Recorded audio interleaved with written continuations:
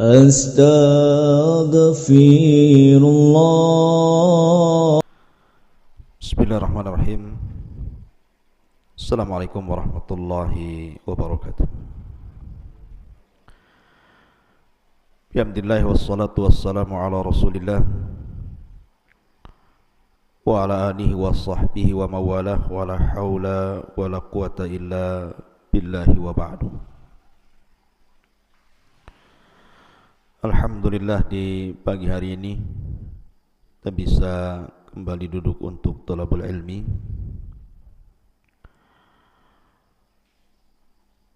Dan pembahasan di pagi hari ini kita akan membahas tentang silsilah Yaumil Qiyamah,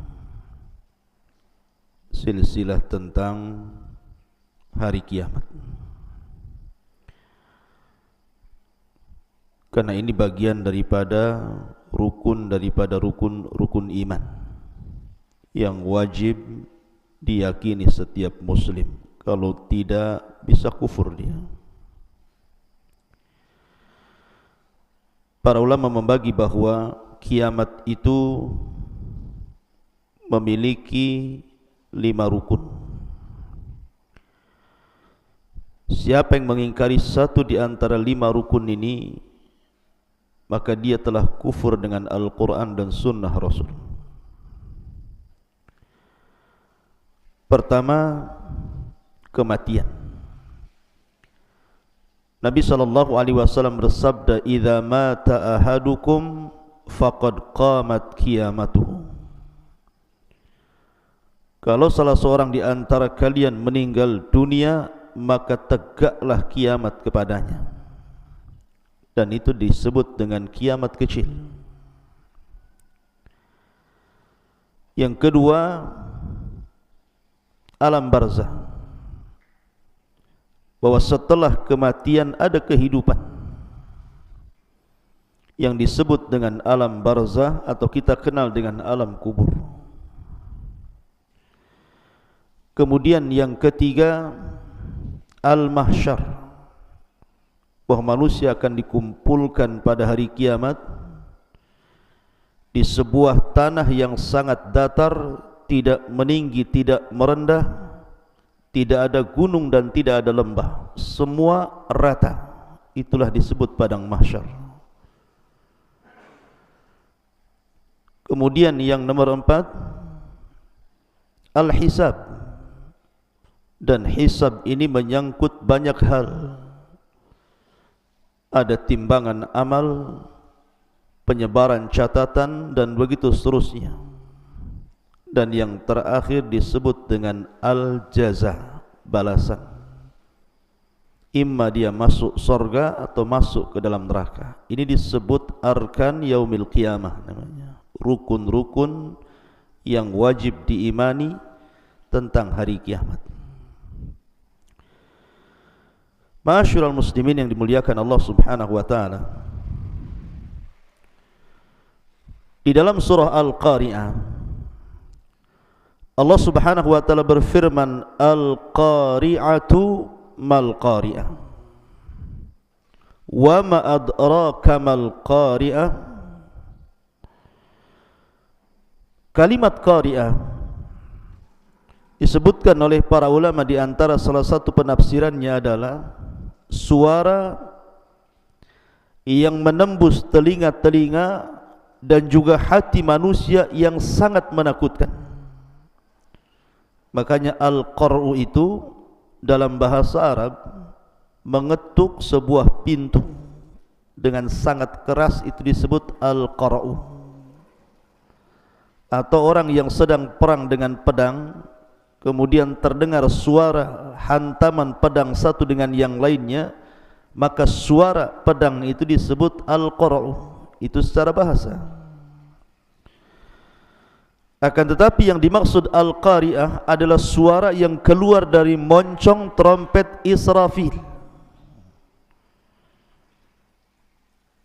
Dan kita tahu bahwa sejak kapan Israfil itu meletakkan trompet di mulutnya?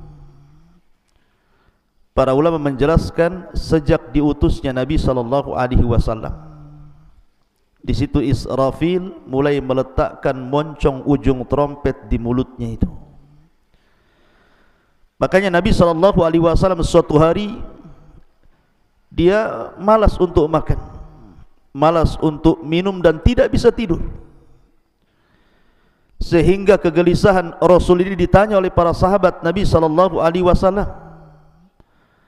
Maka Nabi SAW mengatakan, bagaimana mungkin aku bisa merasakan nikmat hidup waqad iltaqama Israfilu al-qarna. Dalam riwayat waqad iltaqama sahibul qarni qarnan. Bagaimana mungkin aku bisa hidup tenang, kata Rasul, sementara Israfil sudah mulai meletakkan ujung moncong di mulutnya, siap meniup saja. Dan bahasa al-qarnu itu dalam bahasa kita itu tanduk. Jadi bentuk trompet itu seperti tanduk.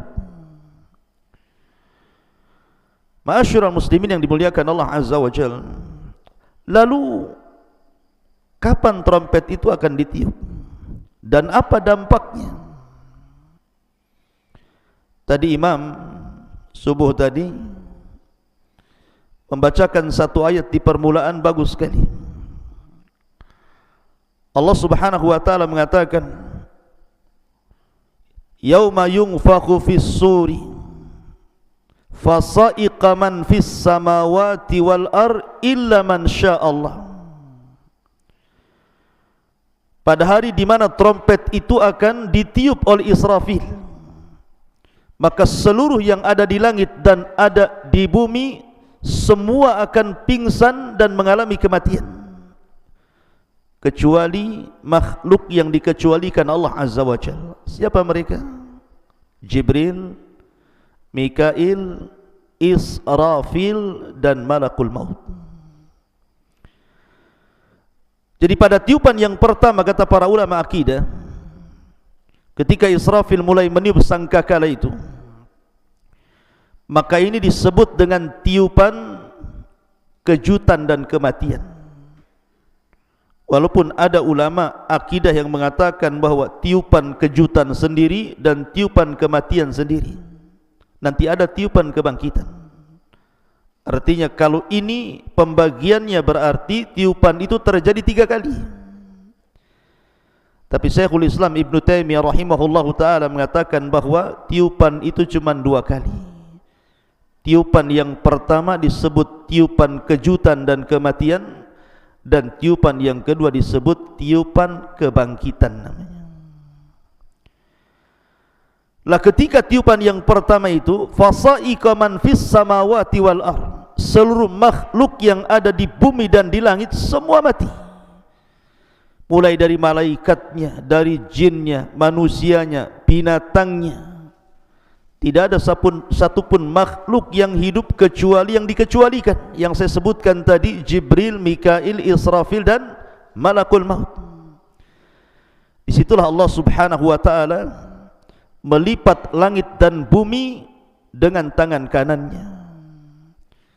Setelah itu Allah Subhanahu wa ta'ala berfirman, Ainal jabbarun, ainal mutakabbirun. Di mana orang-orang yang congkak dan sombong itu? Limanil mulkul yaum. Kalian tahu siapa pemilik kekuasaan ini? Tidak ada yang jawab. Ma'asyiral muslimin yang dimuliakan Allah Azza wa Jalla. Maka Allah Subhanahu wa ta'ala memanggil Malakul Maut dan mengatakan, man baki, siapa yang tersisa? Maka Malakul Maut mengatakan, Jibril, Mikail dan Israfil. Kata Allah, cabut nyawa mereka. Malakul Maut pun kemudian mencabut ruh 3 malaikat mulia ini. Kemudian Allah bertanya lagi, waman baki, siapa yang tersisa? Kata Malakul Maut, tidak ada, illa abdukal fakir, kecuali hambamu yang fakir ini. Maka Allah Subhanahu wa ta'ala mengatakan, matilah engkau. Maka Malakul Maut mati. Ketika itu tidak ada makhluk yang hidup. Makanya Allah Subhanahu wa taala kemudian mengatakan limanil mulkul yaum, kalian tahu siapa yang berkuasa hari ini? Karena tidak ada yang menjawab, ya bagaimana mau dijawab, tidak ada makhluk satupun. Maka Allah Subhanahu wa taala menjawab sendiri pertanyaannya dan mengatakan lillahil wahidil qahhar. Kekuasaan ini milik zat yang satu yang maha perkasa. Dialah Allah Subhanahu wa taala, kullu man 'alaiha fan wa yabqa wajhu rabbika dzil jalali wal ikram. Semua binasa kecuali wajah Allah Subhanahu wa taala yang maha mulia. Ma'asyiral muslimin yang dimuliakan Allah Azza wa Jalla, disebutkan dalam hadis yang sahih dari Abu Hurairah radhiyallahu an. Hadis ini dikeluarkan Imam Bukhari dan Muslim. Ketika Nabi sallallahu alaihi wasallam ditanya oleh sahabat-sahabatnya tentang jarak tiupan pertama ke kedua, dan ini pendapat yang kuat bahwa tiupan itu cuma 2 kali saja. Lalu jaraknya berapa antara tiupan pertama ke tiupan kedua itu? Maka Nabi SAW hanya menyebutkan di angka arbaun, 40, tanpa menyebutkan 40 hari, tanpa menyebutkan 40 bulan, dan tanpa menyebutkan 40 tahun. Makanya kemudian Abu Hurairah radhiyallahu anhu sebagai perawi hadis ini ditanya, ya Abu Hurairah, arba'una yauman, wahai Abu Hurairah, apakah yang dimaksud Rasul itu 40 hari? Abu Hurairah mengatakan, fa'abaitu, aku pun enggan menjawabnya. Kemudian ditanya lagi, arba'una syahran ya Abu Hurairah, apakah 40 bulan? Maka Abu Hurairah mengatakan, fa'abaitu, aku pun enggan menjawabnya. Kemudian ditanya lagi, arba'una sanatan ya Abu Hurairah, apakah maksudnya 40 tahun? Abu Hurairah mengatakan, fa'abaitu, aku pun enggan menjawabnya. Artinya ada ihtimal, kemungkinan bisa 40 tahun, bisa 40 bulan, bisa 40 hari antara jarak tiupan pertama yang kedua. Pertanyaannya, apa yang terjadi di antara 2 tiupan itu? Inilah yang sering dijelaskan di dalam Al-Quran, di banyak ayat dalam Al-Quran tentang kehancuran alam semesta, di mana gunung-gunung dihancurkan, air laut diluapkan, bumi digempakan, langit dengan bintangnya dijatuh-jatuhkan, dan tidaklah anda melihat sesuatu kecuali dihancur-hancurkan. Jadi kehancuran alam semesta ini di antara 2 tiupan itu. Dari sini Allah Subhanahu wa taala berfirman, yauma tubaddalul ardu ghairal ardi was samawat matwiyatun biyamini. Pada hari di mana Allah Subhanahu wa taala mengganti bumi yang kita pijak dengan bumi yang baru. Bukan dipahami bahwa bumi yang sekarang kita pijak hilang, kemudian Allah ciptakan bumi yang baru, bukan itu. Bumi padang mahsyar, bumi ini pula yang kita pijak, sama. Cuman bedanya, kalau sekarang bumi yang kita pijak ini bentuknya tidak rata, karena ada gunung, ada lembah, ada tinggi, ada rendah.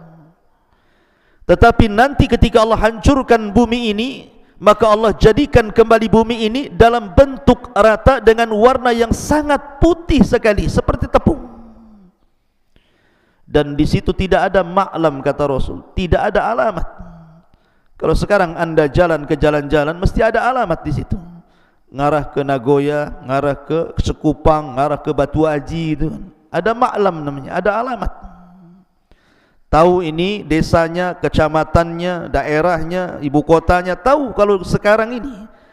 Tapi nanti ketika bumi dihancurkan kemudian diratakan, maka akan lebih lebar, jauh lebih lebar dibandingkan bumi hari ini. Ya, anda bisa bayangkan, bumi itu ketika dihancurkan kemudian oleh Allah dibentuk kembali dalam bentuk yang rata, tidak ada yang meninggi, tidak ada yang merendah. Karena manusia sejak Adam sampai yang terakhir mati akan dibangkitkan.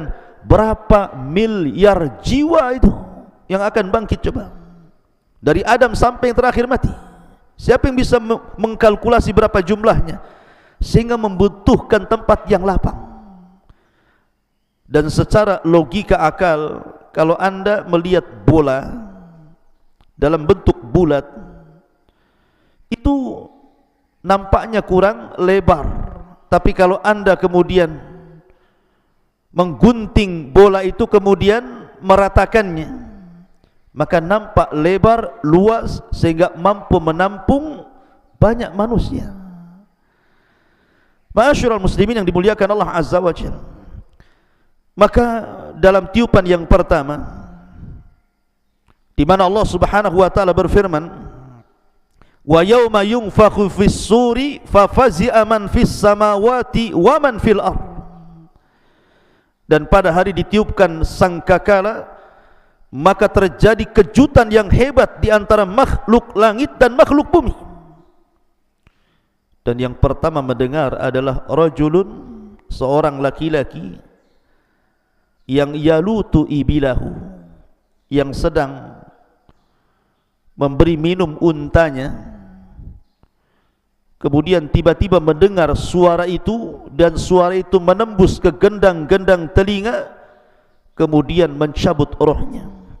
Baru kemudian masuk ke pasar-pasar, masuk ke jalan-jalan, masuk ke rumah-rumah, sampai menembus ke langit.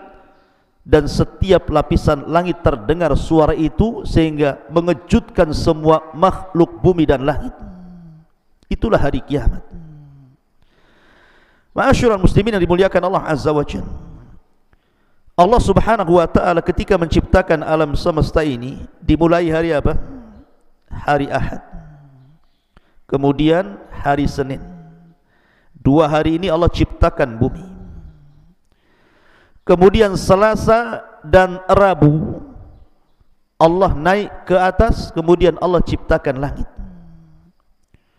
Kemudian Kamis dan Jumat Allah kembali ke bumi, kemudian Allah ciptakan segala fasilitasnya. Ada gunung, ada hutan, ada sungai, ada lautan, dan berbagai macam makhluk dan binatang yang ada di dalamnya.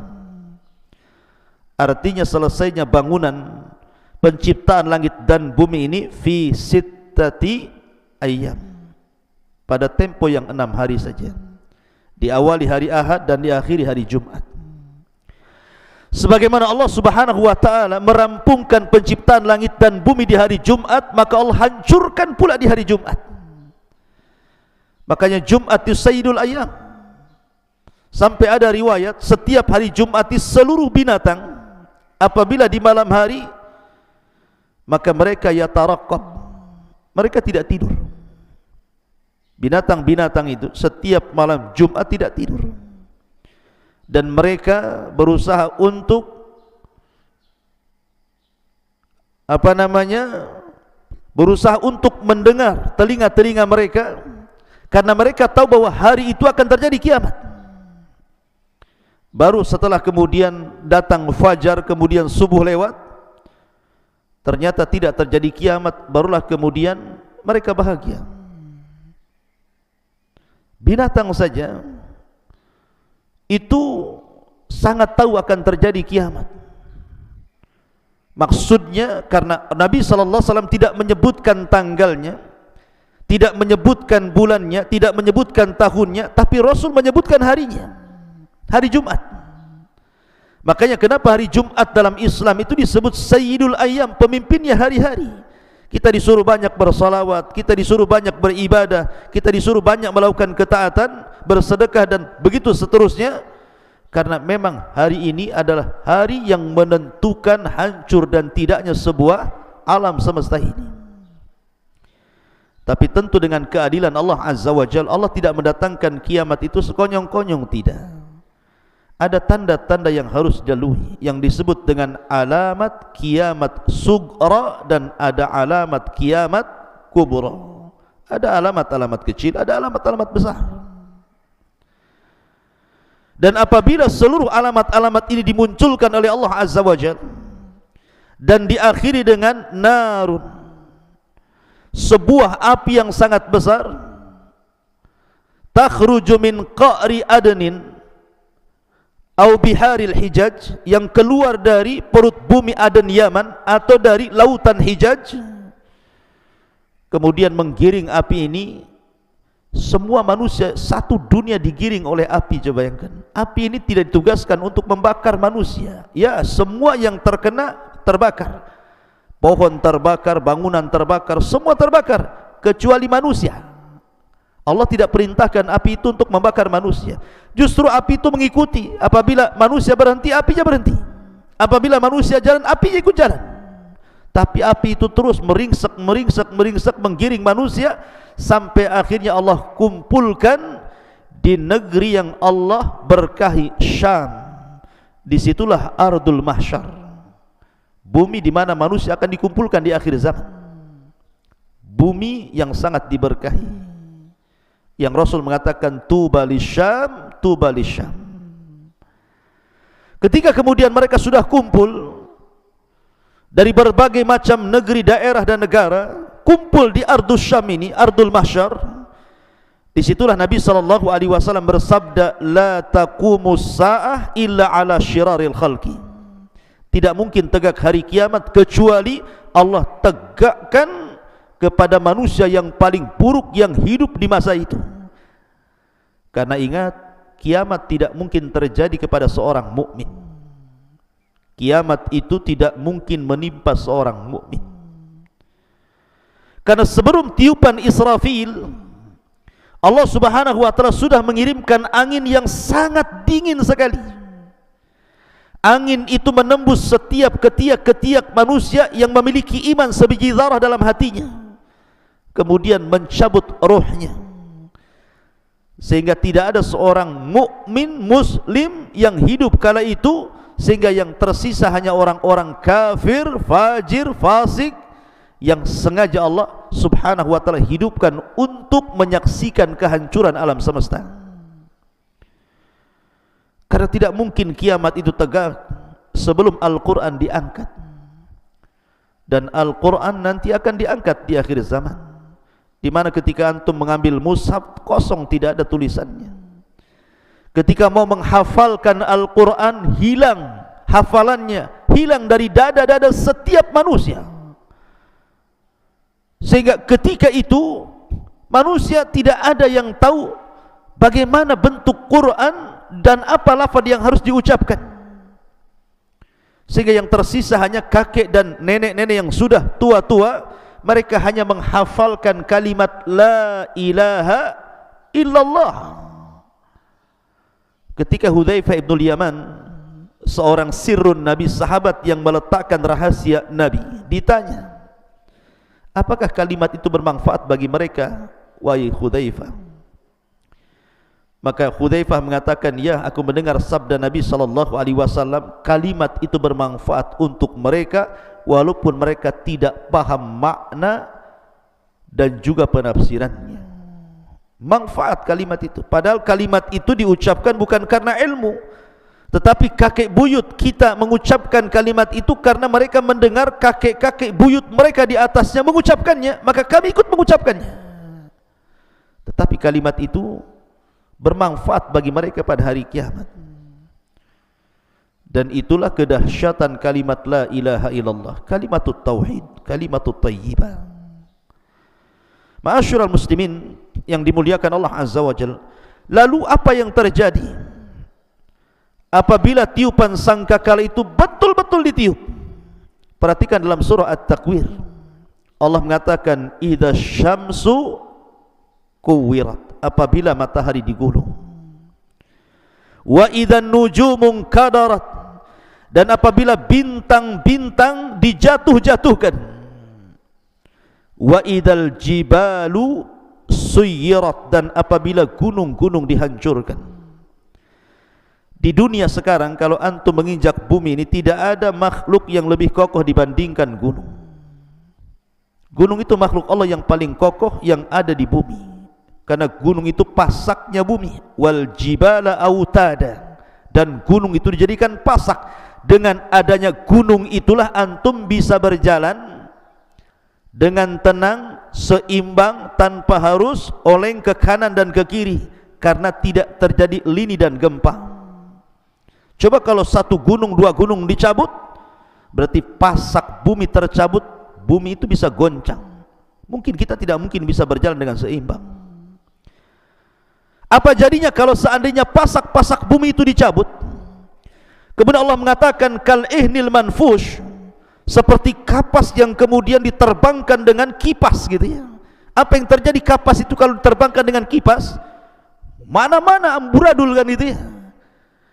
Maka gunung itu pada hari kiamat, wa idzal jibalu suyirat, awalnya dicabut, kemudian digeser, kemudian diangkat ke langit, kemudian dibentur-benturkan satu gunung dengan yang lainnya, kemudian baru sisanya kerikil-kerikilnya, tanah-tanahnya dikembalikan kepada bumi. Itulah ihnil manfush namanya, seperti kapas yang berhamburan. Wa idzal isyaru utilat, dan apabila unta-unta bunting ditinggalkan. Maknanya pada hari itu manusia sudah tidak lagi gila harta. Mereka tidak akan memandang rumah mewah mereka, mereka tidak akan memandang mobil megah mereka, mereka tidak akan memandang ATM dan uang-uang mereka. Mereka tinggalkan tuh. Bahkan bukan hanya itu saja, wa taran nasa sukara wa ma hum bisukara. Kalau seandainya seseorang memiliki anak, tidak mungkin dipandang anaknya, tidak mungkin dipandang istrinya, tidak mungkin memandang ayah dan ibunya. Mereka akan lari sendiri-sendiri, karena pada hari itu Allah katakan sya'nun yughni, perkaranya berbeda. Orang memiliki kesibukan masing-masing, menyelamatkan masing-masing. Yauma yafirrul mar'u min akhi wa ummihi wa abi wa sahibatihi wa bani likulli imri'in minhum yauma idin sya'nun yughni. Sudah tidak bisa lagi orang ingin menyelamatkan masing-masing. Baru gempa saja orang sudah panik, baru tsunami yang sebagian kecil lautan dimurkakan Allah saja orang sudah luar biasa ketakutannya kan. Bagaimana kalau seandainya satu bumi digoncangkan, digempakan, semua lautan ditumpahkan, semua bintang dijatuh-jatuhkan? Apa yang terjadi dengan alam semesta ini? Terjadi kehancuran hebat, ikhwan. Kemudian Allah mengatakan wa idzal wuhusyu husyirat, dan apabila binatang-binatang liar dikumpulkan. Tentu ini kelak pada hari kiamat ketika yaumul hisab. Wa idzal biharu sujjirat, dan apabila lautan dipanaskan. Wa idzan nufusu zuwizat, dan apabila ruh-ruh dipertemukan dengan tubuh. Maksudnya begini, ruh pada hari kiamat dihancurkan tidak? Tidak. Salah satu makhluk yang tidak akan dihancurkan pada hari kiamat saat tiupan sangkakala itu ada berapa makhluk? Salah satunya ruh tidak akan dihancurkan, termasuk dhanabul insan, tulang ekor setiap manusia. Kayak antum-antum itu punya tulang ekor, itu tidak akan hancur, karena kita dibangkitkan dari tulang ekor itu. Kemudian al-jannatu wan nar, kemudian arash, kemudian kursi, dan begitu seterusnya. Ada berapa makhluk tidak dihancurkan Allah? Salah satunya ruh. Pertanyaannya, kemana ruh itu ketika terjadi tiupan sangkakala itu? Maka ulama mengatakan, adapun ruhnya orang-orang yang beriman maka melesat fil illiyin, di tempat yang paling tinggi. Adapun ruhnya orang-orang kafir maka diletakkan di sijjin. Baru setelah tiupan yang kedua yang disebut dengan tiupan kebangkitan, Allah katakan wa idzan nufusu zuwijat, ketika dari tulang ekor manusia bangkit, kemudian di situ Allah lesatkan setiap ruh ke jasad-jasadnya tanpa tertukar sama sekali. Wa idzal mau'udatu su'ilat, dan apabila bayi-bayi perempuan yang dikubur hidup-hidup, bi ayyi dzambin qutilat, karena dosa yang dibunuh. Maksudnya kelak pada hari kiamat setelah tiupan yang kedua kalau ini. Termasuk wa idzas suhufu nusyirat, dan apabila lembaran-lembaran catatan telah dibuka lebar-lebar. Kemudian wa idzas samaa'u kusyitat, dan apabila langit dilenyapkan. Ingat, langit itu hanya ada di bumi. ketika di padang mahsyar sudah tidak ada langit lagi, karena yang ada hanyalah arsy Allah yang menaunginya. Wa idzal jahimu su'irat, dan apabila neraka jahim dinyalakan, wa idzal jannatu uzlifat, dan apabila surga didekatkan, alimat nafsun ma akhdarat, setiap jiwa akan mengetahui apa yang dikerjakannya. Artinya ikhwatu fiddin muliakan Allah azza wa jalla, antum coba lihat alam semesta ini dengan berbagai macam keindahannya ya. Kalau antum ke kampung lihat sawah dengan hijaunya luar biasa, lihat gunung dengan menjulangnya, lihat langit dengan tanpa tepinya gitu ya. Kalau terjadi tiupan sangkakala pertama ikhwan, maka pemandangan sawah-sawah, kebun-kebun, taman-taman itu akan hancur. Lalu kemana kebun-kebun itu? Lautan yang anda pandang hari ini akan diluapkan ke bumi dan akan dihancurkan. Lalu kemana lautan yang indah itu? Begitu juga gunung-gunung akan dihancurkan yang menjulang tinggi-tinggi itu. Kemana gunung pergi? Apalagi perkara-perkara kecil, rumah, kendaraan, kekayaan, tentu akan lebih hancur lagi. Maka dari sini, kenapa kemudian Islam itu sangat menekankan beriman kepada hari akhir? Supaya ada persiapan. Karena setiap Nabi dan Rasul itu disibukkan dengan pertanyaan kapan kiamat, kapan kiamat. Termasuk Nabi SAW. Datang A'rabi, seorang Arab Badui kepada Rasul dan mengatakan, ya Rasul, mata sa'ah. Rasul, kapan sebenarnya kiamat itu? Rasul tidak suka jawab, Rasul berpaling sampai 3 kali. Maksa Arab Badui ini bertanya kapan kiamat, kapan kiamat. Tapi Nabi SAW tidak menjawab karena memang tidak punya pengetahuan. Nabi SAW hanya mengatakan, wa ma'adadtalah, kau dari tadi tanya kiamat itu, apa yang kau siapkan sebenarnya? Apakah engkau bertanya tentang hari kiamat untuk melihat kehancuran alam semesta, gunung dihancur-hancurkan, lautan diluapkan, bumi digempakan, langit digulung, bintang dijatuhkan, untuk melihat itu? Bukan itu. Makanya Rasul mengatakan, wa ma'adadtalah, apa yang kau siapkan? Kau bertanya dari tentang kiamat itu. Orang ini mengatakan, la syai'a ya Rasul, tidak ada yang kau siapkan wahai Rasul. Maka Nabi mengatakan, ketika dia mengatakan la syai'a, tidak ada wahai Rasul kecuali aku mencintai Allah dan Rasulnya, kata Rasul, anta ma'aman ahbabta, kalau begitu engkau bersama orang yang kau cintai, kalau kecintaanmu jujur. Dari sini bahwa kapan tiupan sangkakala pertama itu ditiup tidak ada yang tahu, akan tetapi Rasul sudah mengisyaratkan dengan sabdanya, ana was-sa'ah kahataini, kata Rasul, saya dengan tegaknya hari kiamat seperti 2 jari ini. Kemudian Rasul mengisyaratkan sababah wal wusta, sababah, wusta, kemudian dirapatkan seperti ini, saking dekatnya. Karena sudah tidak ada Nabi sepeninggal beliau dan tidak ada umat baru melainkan umat beliau sampai kiamat. Makanya Nabi SAW ketika dibangkitkan, disitulah Israfil mulai meletakkan moncong di mulutnya. Makanya Rasul mengatakan, kaifa un'am wa qad iltaqama sahibul qarni qarnan. Bagaimana mungkin aku bisa merasakan lezatnya hidup kalau peniup sangkakala sudah siap meniupkan sangkakala itu? Artinya bahwa kiamat sudah dekat. Dekatnya kapan wallahu a'lam, kita kan tidak tahu. Tapi jangan pula jadi peramal menentukan tentang kejadian kiamat itu dengan menentukan tanda-tanda besar akan berlaku di tahun ini, di bulan Ramadan atau apalah namanya, sampai akhirnya tidak terjadi. Karena memang Rasul yang sendiri mengatakan kepada Jibril, mal mas'ulu anha bi'a'lama minas sa'il, orang yang ditanya tidak lebih tahu dibandingkan orang yang bertanya. Maksudnya kapan kiamat. Tapi ini harus kita imani. Apa saja tanda-tanda kiamat kecil, apa saja tanda-tanda kiamat besar. Kemudian setelah terjadi kiamat, bagaimana situasi alam kubur. Setelah terjadi trompet yang kedua, bagaimana situasi di padang mahsyar. Kemudian masuk ke surga dan neraka. tentu ini pembahasan yang panjang sekali, dan kita akan buat silsilah tentang hari kiamat khusus untuk kajian pagi. Subhanakallahumma bihamdika asyhadu an la ilaha illa anta astaghfiruka wa atubu ilaik. Allahu ta'ala. Assalamualaikum warahmatullahi wabarakatuh.